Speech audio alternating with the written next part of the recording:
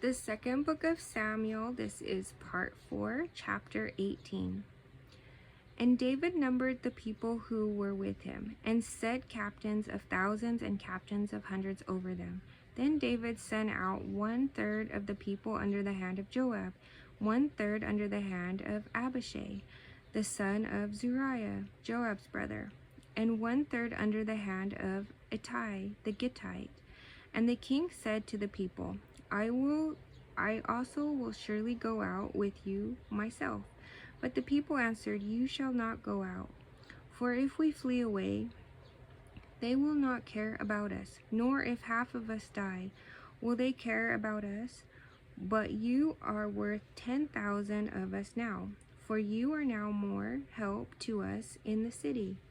Then the king said to them, Whatever seems best to you, I will do. So the king stood beside the gate, and all the people went out by hundreds and by thousands.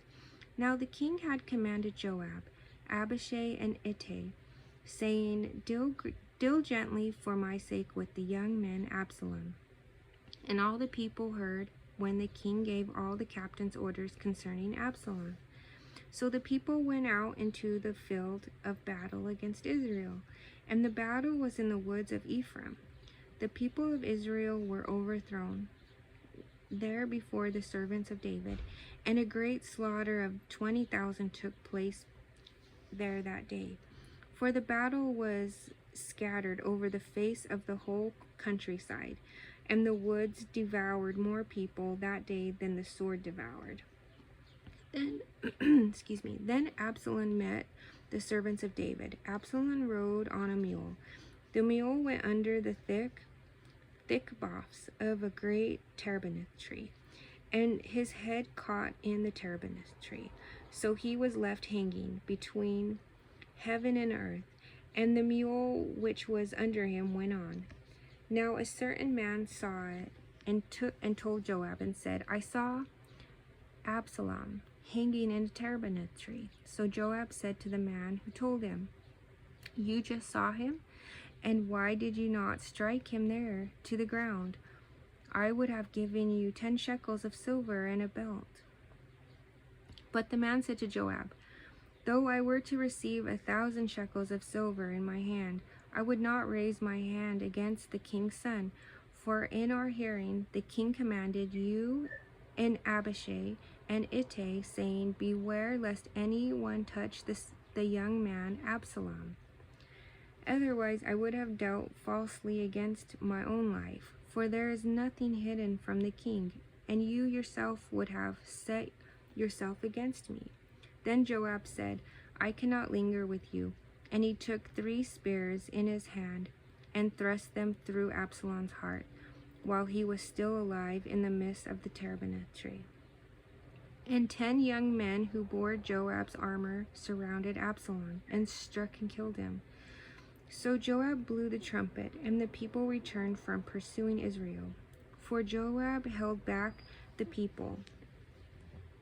And they took Absalom, and cast him into a large pit in the woods, and laid a very large heap of stones over him. Then all Israel fled, everyone to his tent. Now Absalom in his lifetime had taken and set up a pillar for himself, which is in the king's valley. For he said, I have no son to keep my name in remembrance. He called the pillar after his own name, and to this day it is called Absalom's monument. Then Ahimaaz, the son of Zadok, said, Let me run now and take the news to the king, how the Lord has avenged him of his enemies. And Joab said to him, You shall not take the news this day, for you shall take the news another day. But today you shall take no news, because the king's son is dead. Then Joab said to Cushite, Go, tell the king what you have seen. So the Cushite bowed himself to Joab and ran. And Ahimaaz, the son of Zadok, said again to Joab, But whatever happens, please let me also run after the Cushite. So Joab said, Why? Why will you run, my son, since you have no news ready? But whatever happens, he said, let me run. So he said to him, run. Then Ahimaaz ran by way of the plain and outran the Cushite. Now David was sitting between the two gates, and the watchman went up to the roof over the gate, to the wall, lifted his eyes and looked, and there was a man running alone. Then the watchman cried out and told the king, and the king said, if he is alone, there is news in his mouth. And he came rapidly and drew near. Then the watchman saw another man running, and the watchman called to the gatekeeper and said, there's another man running alone. And the king said, he also brings news. So the watchman said, I think the running of the first is like the running of Ahimaaz, the son of Zadok. And the king said, he is a good man, and comes with good news. So Ahimaaz called out and said to the king, all is well. Then he bowed down with his face to the earth before the king, and said, blessed be the Lord your God, who has delivered up the men who raised their hand against my lord the king. The king said, is the young man Absalom safe? Ahimaaz answered, when Joab sent the king's servant and me, your servant, I saw a great tumult, but I did not know what it was about. And the king said, turn aside and stand here. So he turned aside and stood still.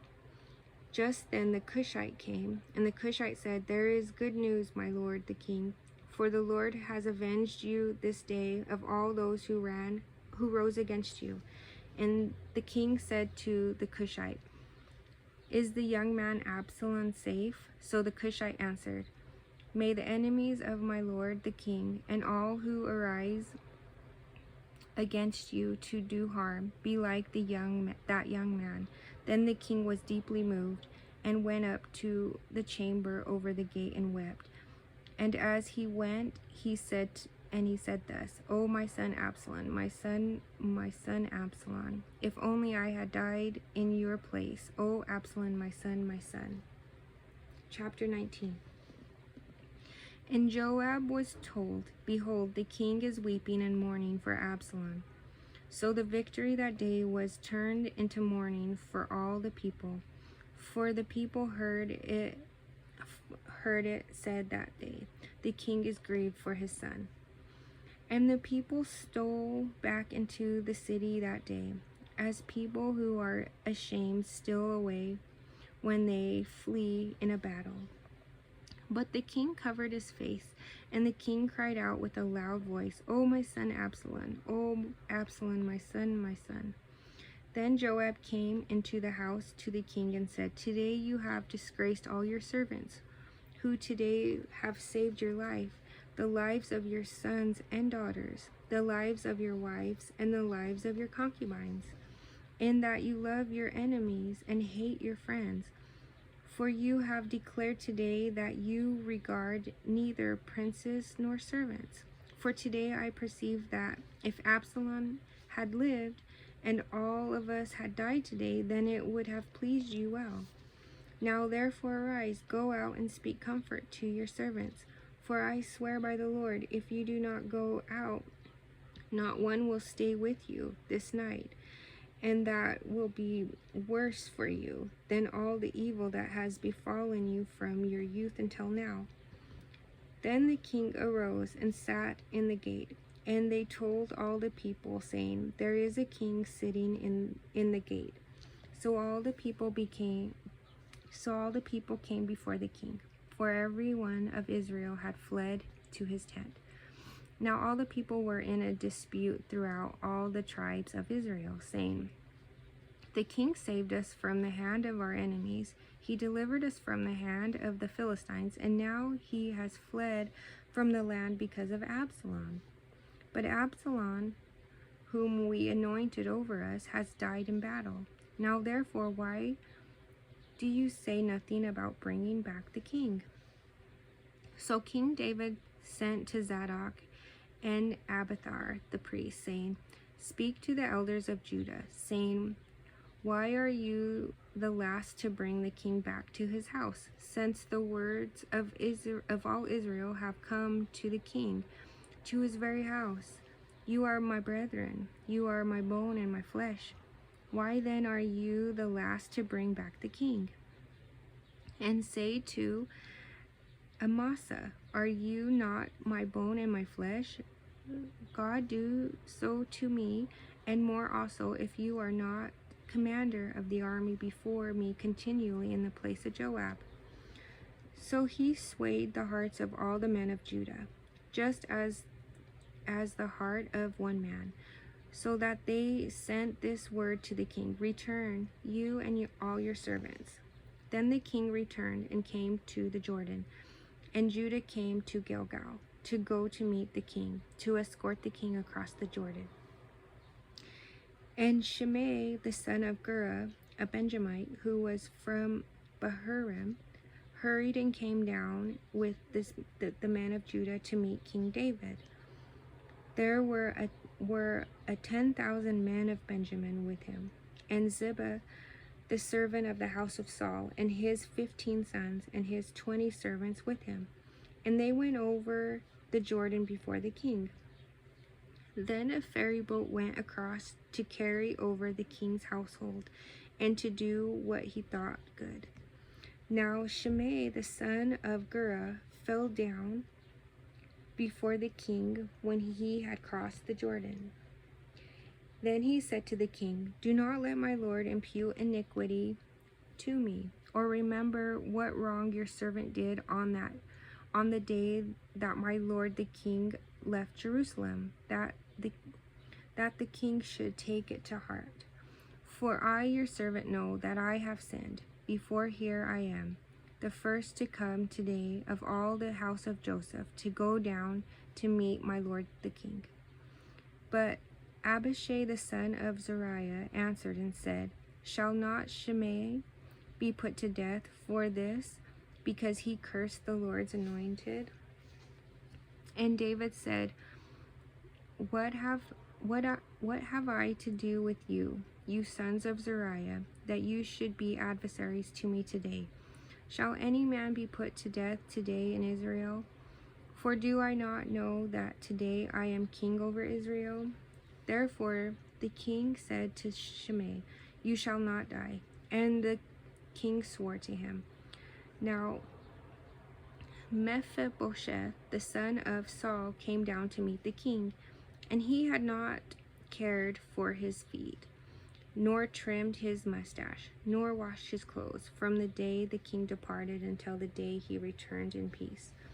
So it was, when he had come to Jerusalem to meet the king, that the king said to him, why did you not go with me? Sorry, this name is so hard to say. Mephibosheth. And he answered, my lord, O king, my servant deceived me. For your servant said, I will saddle a donkey for myself, that I may ride on it and go to the king, because your servant is lame. Now, and he has slandered your servant to my lord the king. But my lord the king is like the angel of God. Therefore, do what is good in your eyes. For all my father's house were but dead men before my lord the king. Yet you set your servant among those who eat at your own table. Therefore, what right have I still to cry out any more to the king? So the king said to him, why do you speak any more of your matters? I have said, you and Ziba divide the land. Then Mephibosheth said to the king, rather let him take it all, inasmuch as my lord the king has come back in peace to his own house. And Barzillai the Gileadite came down from Rogelim and went across the Jordan with the king to escort him across the Jordan. Now Barzillai was a very aged man, 80 years old, and he had provided the king with supplies while he stayed at Mahanaim, for he was a very rich man. And the king said to Barzillai, "Come across with me, and I will provide for you while you are with me in Jerusalem." But Barzillai said to the king, "How long have I to live that I should go up with the king to Jerusalem? I am today 80 years old. Can I discern between the good and bad? Can your servant taste what I eat or what I drink? Can I hear any longer the voice of singing men and singing women? Why then should your servant be a further burden to my lord the king? Your servant will go a little way across the Jordan with the king, and why should the king repay me with such a reward? Please let your servant turn back again, that I may die in my own city, near the grave of my father and mother. But here is your servant Chimham. Let him cross over with my lord the king, and do for him what seems good to you."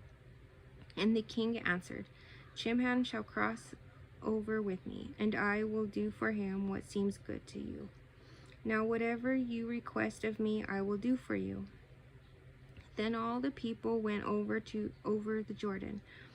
And when the king had crossed over, the king kissed Barzillai and blessed him, and he returned to his own place. Now the king went on to Gilgal, and Chimham went on with him. And all the people of Judah escorted the king, and also half the people of Israel. Just then all the men of Israel came to the king and said to the king, "Why have our brethren, the men of Judah, stolen you away and brought the king, his household, and all David's men with him across the Jordan?" So all the men of Judah answered the men of Israel, "Because the king is a close relative of ours. Why then are you angry over this matter? Have we ever eaten at the king's expense, or has he given us any gift?" And the men of Israel answered the men of Judah and said, "We have 10 shares in the king. Therefore we also have more right to David than you. Why then do you despise us? Were we not the first to advise bringing back our king? Yet the words of the men of Judah were fiercer than the words of the men of Israel." I'm going to pause really quick just to get a drink of water.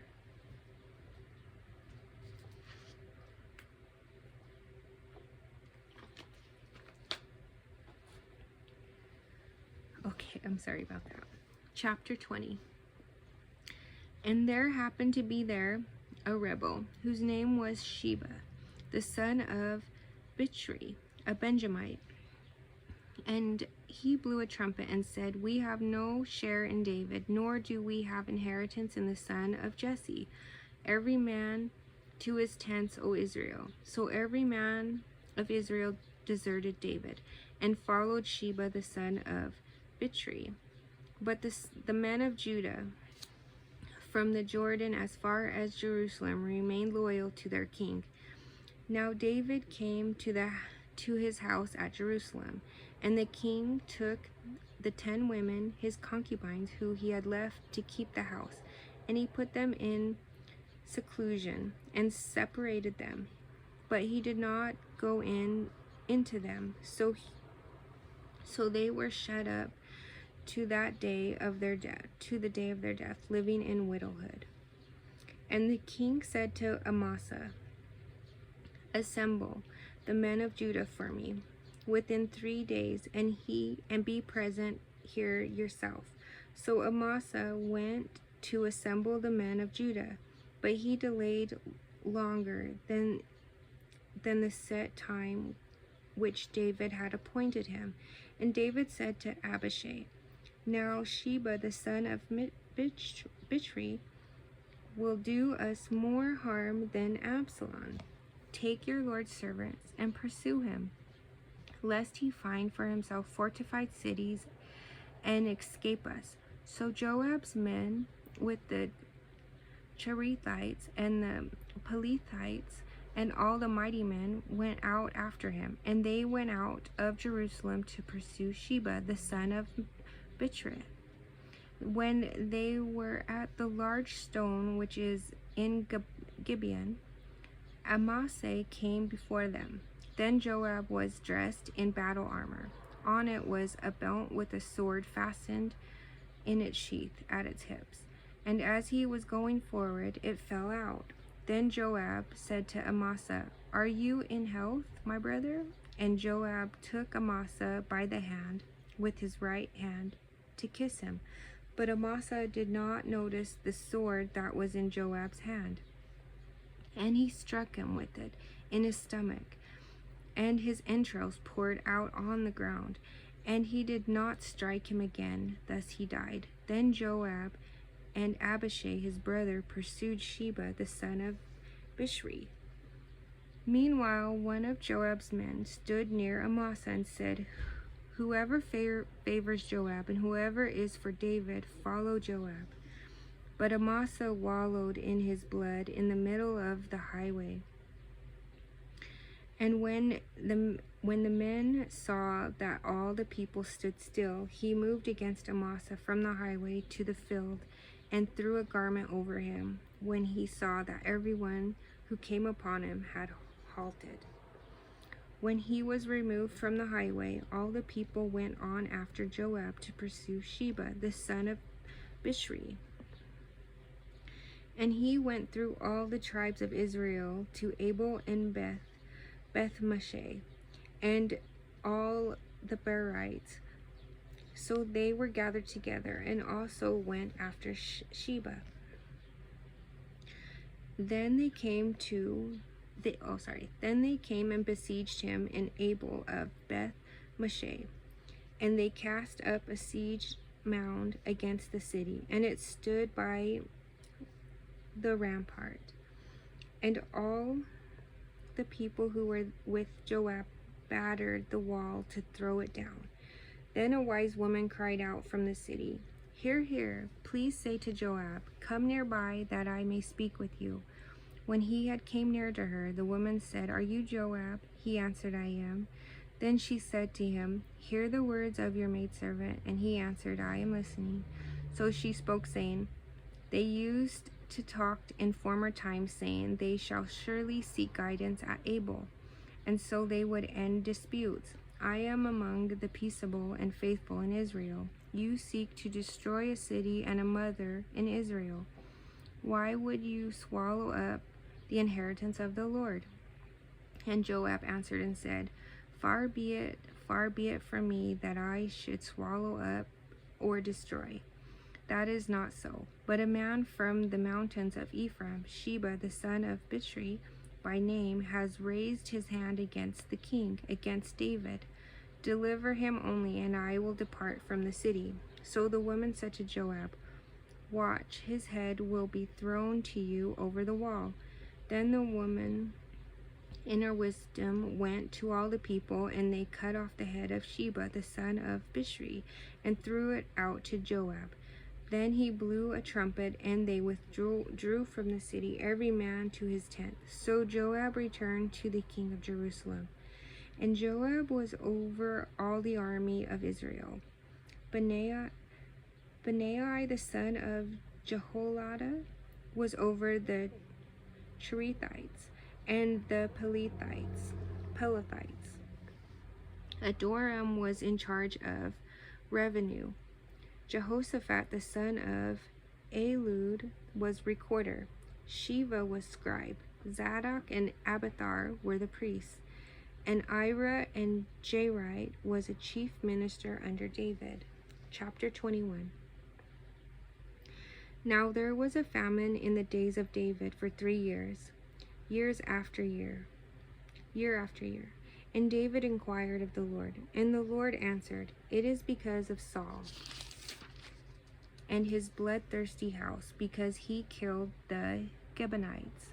So the king called the Gibeonites and spoke to them. Now the Gibeonites were not of the children of Israel, but of the remnant of the Amorites. The children of Israel had sworn protection to them, but Saul had sought to kill them in his zeal for the children of Israel and Judah. Therefore David said to the Gibeonites, What shall I do for you? And with what shall I make atonement, that you may bless the inheritance of the Lord? And the Gibeonites said to him, We will have no silver or gold from Saul or from his house, nor shall you kill any man in Israel for us. So he said, Whatever you say, I will do for you. Then they answered the king, As for the man who consumed us and plotted against us, that we should be destroyed from remaining in any of the territories of Israel, let 7 men of his descendants be delivered to us, and we will hang them before the Lord in Gibeah of Saul, whom the Lord choose. And the king said, I will give them. But the king spared Mephibosheth, the son of Jonathan, the son of Saul, because the Lord's oath that was between them, between David and Jonathan, the son of Saul. So the king took Armoni and Mephibosheth, the two sons of Rizpah, the daughter of Aiah, whom she bore to Saul, and the 5 sons of Michal, the daughter of Saul, whom she brought up from Adriel, the son of Barzillai, the Metholite. And he delivered them into the hands of the Gibeonites, and they hanged them on the hill before the Lord. So they fell, all 7 together, and were put to death in the days of harvest, in the beginning of the barley harvest. Now Rizpah, the daughter of Aiah, took sackcloth and spread it for herself on a rock, from the beginning of the harvest until the late rains poured on them from heaven.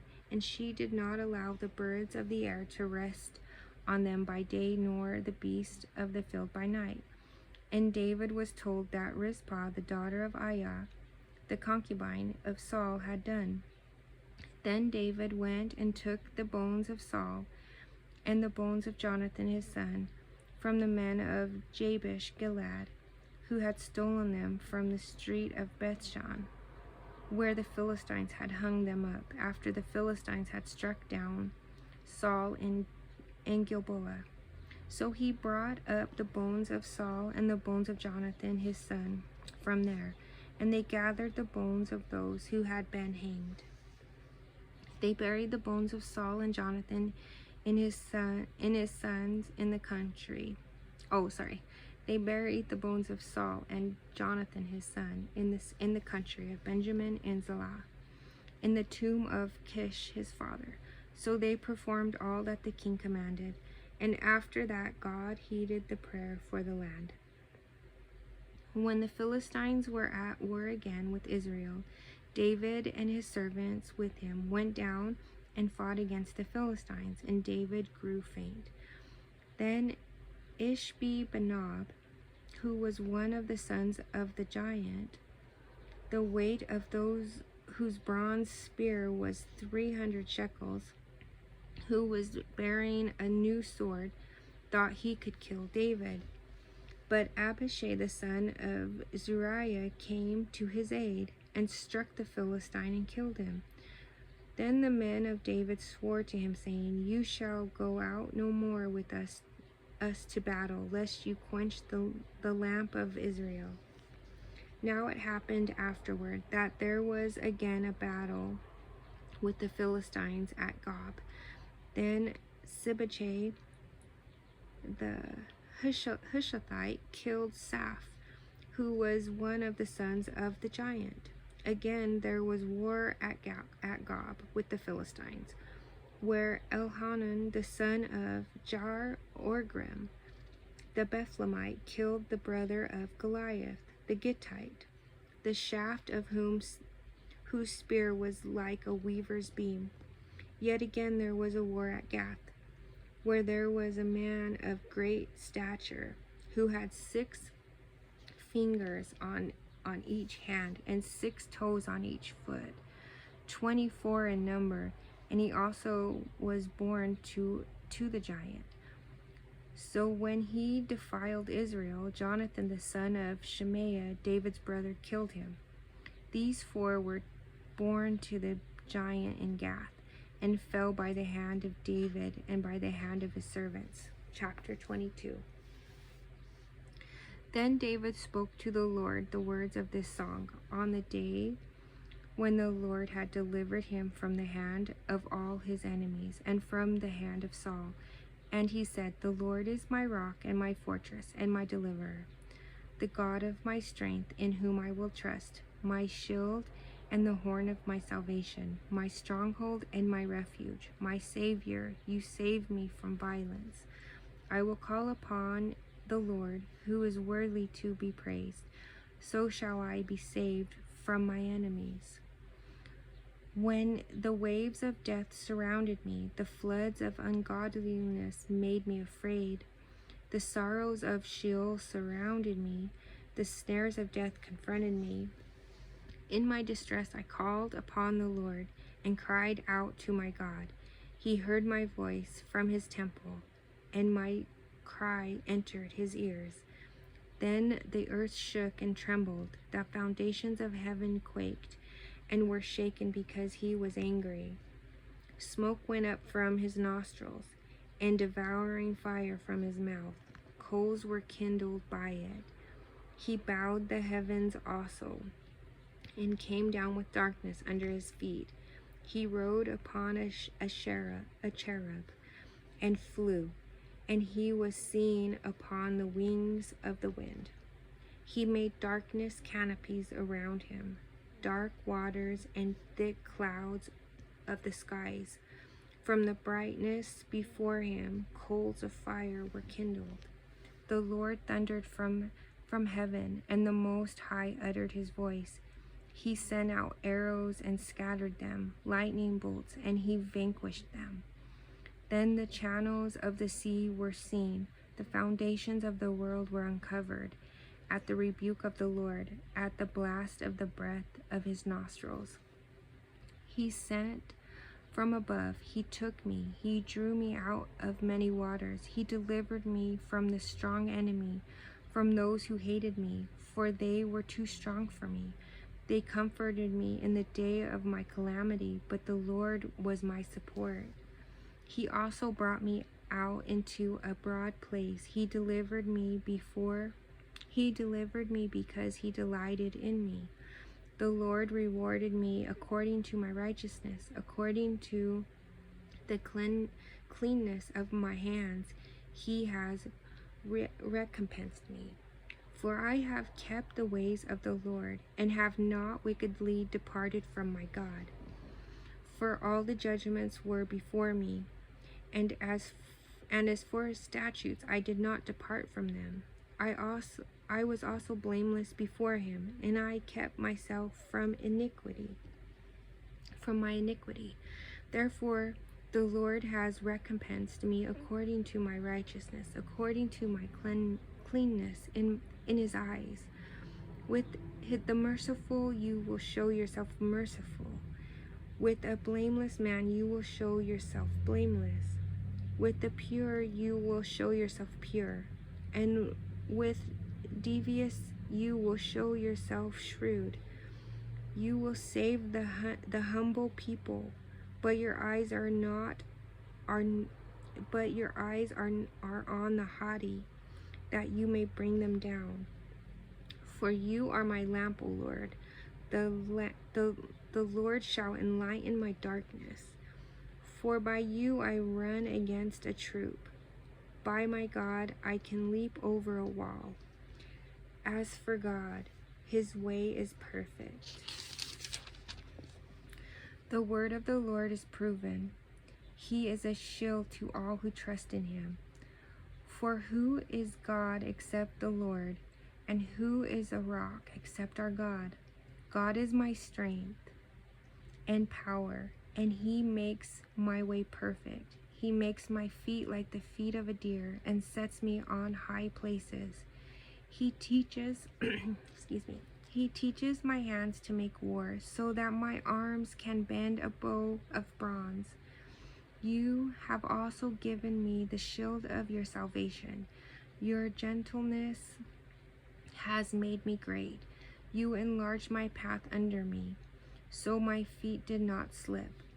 I have pursued my enemies and destroyed them, neither did I turn back again till they were destroyed. And I have destroyed them and wounded them, so that they could not rise. They have fallen under my feet. For you have armed me with the strength for battle. You have subdued under me those who rose against me.